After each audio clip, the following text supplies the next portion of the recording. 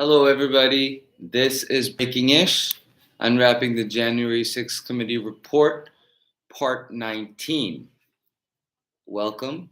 If you are new to my channel, please like and subscribe. Couple of housekeeping matters. If you see a big, oh, there he is. If you see a dog right behind me walking around, there he is. You can see his butt. Nothing we can do about it. He's going to make all kinds of noises. He's going to lick his paws and make all kinds of grunting sounds, and it's just part of the ambiance of this channel. So welcome. As I've mentioned before, I don't go over the transcripts and the ancillary materials. I only focus on the 800-page document that is the January 6th report.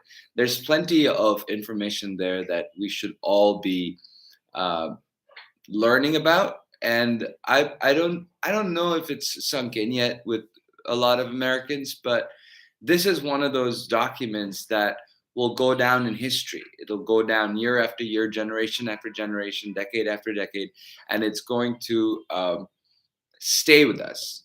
This is something that's going to stay with us, and that's why I implore all Americans to read the January 6th report. I am out here reading you excerpts from this report because I uh, want to make the parts of the report accessible to you that I think are important. I understand that there are many people who simply don't have the time to read an 800-page report, and many people won't understand some of the nuances in the report uh, because they are not legally inclined. And that's why I'm out here explaining these excerpts to you. Some of them we have heard before. A lot of it we have not, and so I want to dive right in and start off here today with the pressure on Vice President Pence. Trump called Vice President Pence at 1:17 a.m. The call between the two men, during which Trump soon grew frustrated or heated, visibly upset and angry, lasted nearly 20 minutes. And Trump insulted Pence when he refused to obstruct or delay the joint session. After that call, General Keith Kellogg said that the people in the room immediately went back to editing the ellipse speech. At 11:30, Miller emailed his assistant, Robert Gabriel, with no text in the body but the subject line, insert stand by for phone call. At 11:33, Gabriel emailed the speechwriting team, reinsert the Mike Pence lines, confirm receipt. So Donald Trump spoke with Mike Pence. Mike Pence said that he wasn't going to undo the will of the American people. And as a result, Donald Trump advised his speechwriters to reinsert the portions of uh, the speech that included Mike Pence's admonitions, putting pressure on Mike Pence during the Stop the Steal rally. Donald Trump then followed up with ad-libbing the speech at the rally, went off script, no advisors, all Donald, and therefore the liability falls also on Donald if it's ad-libbed. Vince Haley, we'll talk about Vince Haley again. Haley corroborated that he added one tough sentence about the vice president while he was at the teleprompter. The final written draft had the following Pence reference. And we will see whether Mike Pence enters history as a truly great and courageous leader. Haley wasn't confident that line was what he inserted, but email traffic and teleprompter drafts produced by the National Archives and the Records Administration indicate that he was mistaken. After defying Trump's pressure, Pence was back in the speech. After the heated call, President Trump's personal assistant, Nicholas Luna, handed him a message on the White House card stock and the president departed for the ellipse to give his speech. Preserved by Nara, the message read, "They are ready for you when you are." When it finally came time for him to speak, Trump repeatedly directed his anger at Vice President Pence, often ad-libbing lines that were not included in the draft text. Cassidy Hutchinson's testimony really helped. And this is an excerpt that's striking to me every single time that I hear it or read it. And so when the president got to the rally site and could see the crowd for himself, he was fucking furious, as Cassidy Hutchinson later texted Ornato. Hutchinson testified that just minutes before addressing the crowd, President Trump shouted to his advance team, "I don't fucking care that they have weapons. They are not here to hurt me. Take the fucking mags away. Let my people in. They can march to the Capitol from here. Take the fucking mags away." You know, this particular statement is revealing of Donald Trump's intentions. Donald Trump, for weeks, riled up extremist factions of the country. He knew that he was riling them up. And when they came to the ellipse in Washington, D.C., that's south of the White House, they came armed. Donald Trump knew they were armed. He didn't care they were armed. He knew they weren't there to hurt him. He wanted the metal detectors to be taken away. And he wanted the armed militias to be allowed into the Stop the Steal rally speech so they could then walk with him afterwards to the Capitol, which we learned in the previous episode. He had prepped the National Guard to assist him and his supporters, the insurrectionists, on January 6th. Members of extremist groups somehow knew about the off-the-record movement. This is something that I've questioned before. So how is it that extremist groups knew about off-the-record movements and people in the administration didn't know about off-the-record movements? I don't understand that.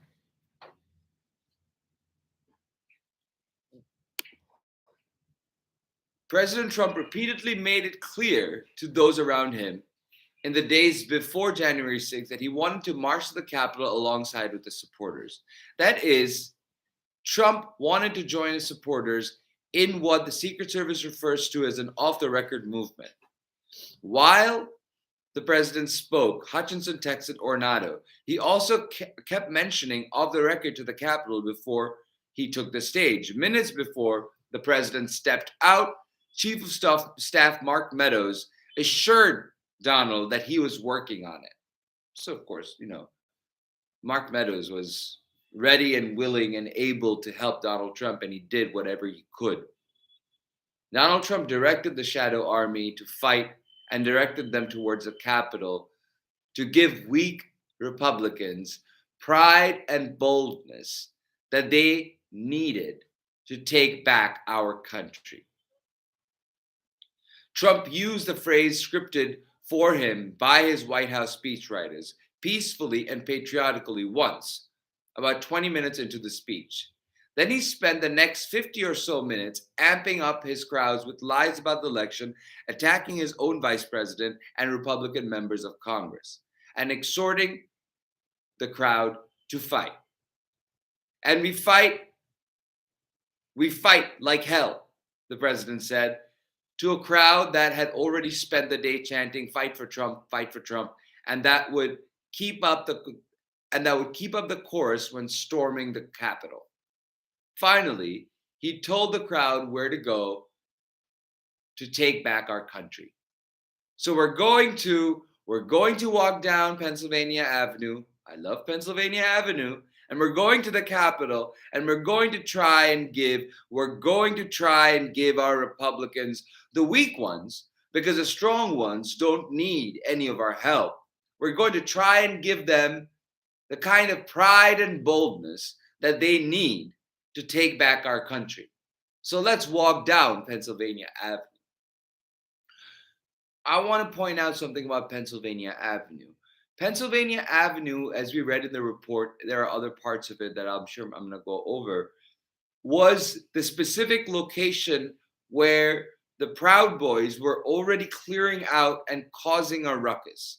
They were setting up the route through which Donald Trump and his armed shadow army were going to walk down to the Capitol.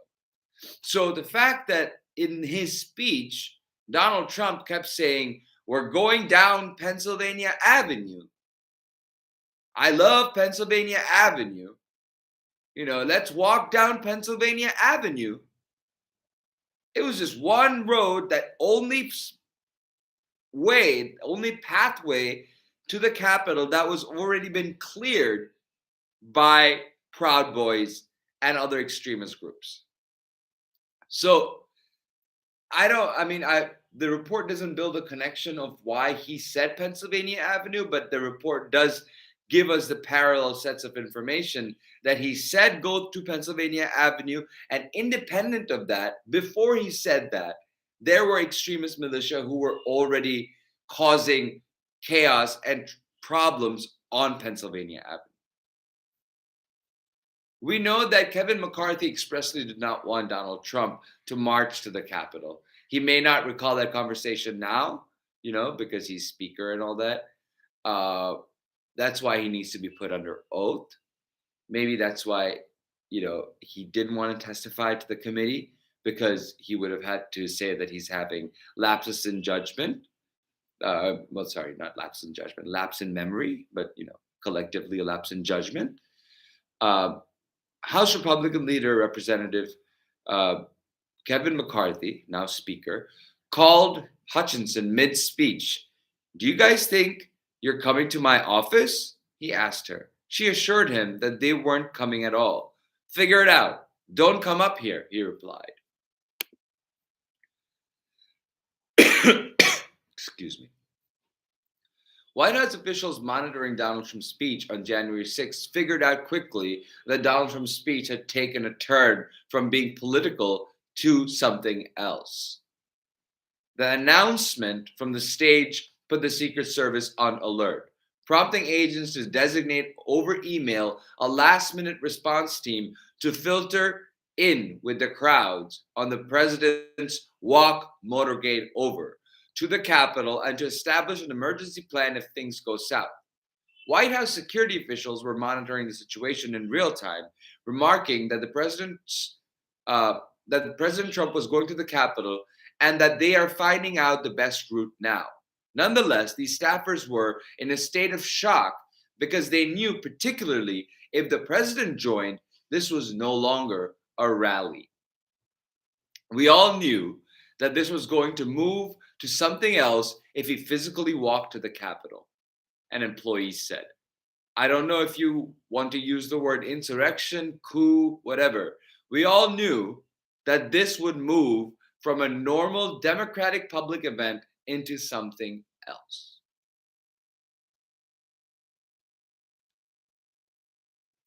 I will read another couple of what witnesses said, and then I will leave it at that.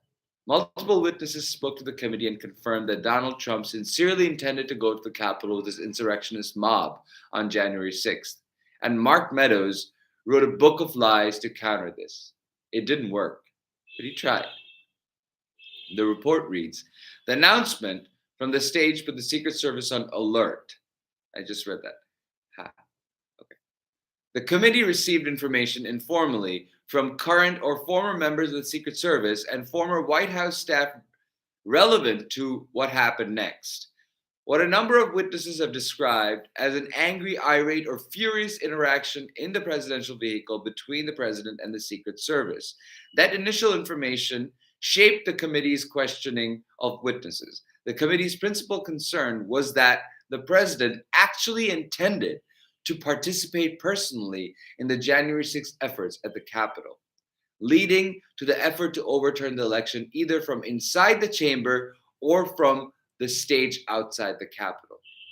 The committee regarded those facts as important because they are relevant to Trump's intent on January 6th. In our initial informal discussion with the lead of President's detail, Robert Engel confirmed that President Trump did wish to travel to the Capitol from the ellipse, but stated that he did not recall many other details. Of course, the famous did not recall. But committee also received information from Kayleigh McEnany and Cassidy Hutchinson that also directly contradicted Mark Meadows' own book and provided considerably more detail.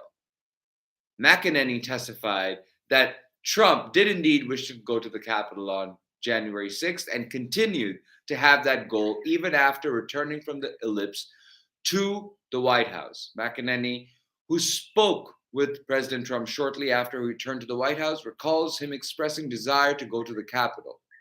I recall him saying that he wanted to physically walk and be a part of the march, and then saying that he would ride the beast if he needed to, ride in the presidential limo. When asked, McEnany confirmed that yes, he did seem sincere about wanting to do that. Hutchinson's testimony was generally consistent with the information the Select Committee was receiving informally. Like McEnany, Hutchinson confirmed that the president did ask to be transported to Capitol Hill. Many other White House witnesses would ultimately confirm that Trump wished to travel to the Capitol on January 6th, comprehensively rebutting the false statements in Mark Meadows' book. So, you have Mark Meadows and all these other people, they're writing their books and telling us stories in their books. I would like for them to come and tell us their stories under oath. I don't want a book. I want the oath. Then they can turn the oath, the transcript and testimony under oath into a book. It might help them, being spontaneous and answering the truth may actually help their book writing narrative. Somebody should have told them that. Multiple witnesses corroborated Cassidy Hutchinson's testimony, and the fact that Tony Ornato came out refuting Cassidy Hutchinson's testimony falls flat because the committee followed through with Cassidy Hutchinson's testimony and corroborated. Hutchinson testified that when she returned from the ellipse, Ornato was standing outside his office door when he waved me down, Hutchinson said. The two of them walked into Ornato's office and he shut the door behind him. Engel was already there, sitting in a chair, looking down, kind of looking a little lost and kind of discombobulated.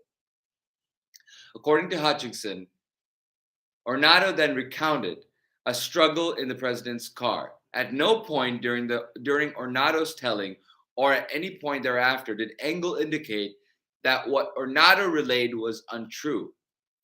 Another witness, a White House employee with national security responsibilities, provided the committee with a similar description. Ornato related the irate interaction in the president's vehicle to this individual in Ornato's White House office with Engel present.